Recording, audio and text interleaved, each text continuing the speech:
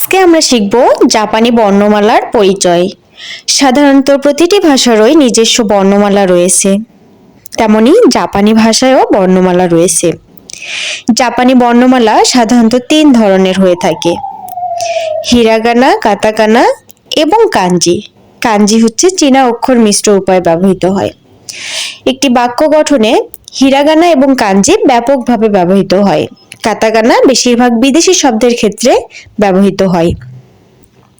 সাধারণত অন্যান্য ভাষা থেকে জাপানি ভাষা কিছুটা ভিন্ন ধরনের। অন্যান্য ভাষা শেখার ক্ষেত্রে কোনো লেভেল শিখতে বা ফলো করতে হয় না, কিন্তু জাপানি ভাষা শিখতে হলে লেভেল বাই লেভেল শিখতে হয়। জাপানি ভাষায় মোট 5টি লেভেল আছে। লেভেলগুলো হচ্ছে যথাক্রমে N1, N2, N3, N4 এবং N5।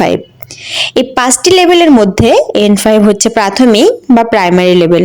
অর্থাৎ আপনি যদি জাপানি ভাষা শিখতে চান তাহলে আপনাকে অবশ্যই প্রথমে N5 লেভেল শিখতে হবে এবং পর্যায়ক্রমে N4, N3, N2, N1 শিখতে হবে।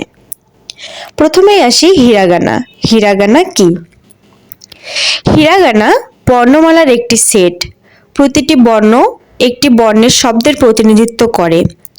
জাপানিজরা তাদের যাবতীয় লেখার ক্ষেত্রে হিরাগানা বর্ণমালা ব্যবহার করে থাকে, বিদেশি শব্দ ব্যতীত।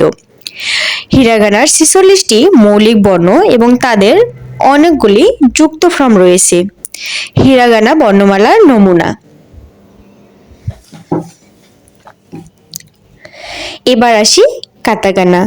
কাতাকানা কি? কাতাকানা বর্ণমালার আরও একটি সেট। কাতাকানা এবং হিরাগানা বর্ণমালা হুবহু একই ধরনের শব্দের প্রতিনিধিত্ব করে। কাতাকানার 46টি মৌলিক চিঠি এবং এদের যুক্ত ফর্ম রয়েছে। আধুনিক যুগে কাতাকানা বেশিরভাগ বিদেশি শব্দের ক্ষেত্রে ব্যবহৃত হয়। কাতাকানা বর্ণমালার নমুনা। এবার আসি কাঞ্জি। কাঞ্জিটা আসলে কি? কাঞ্জি চীন থেকে এসেছিল।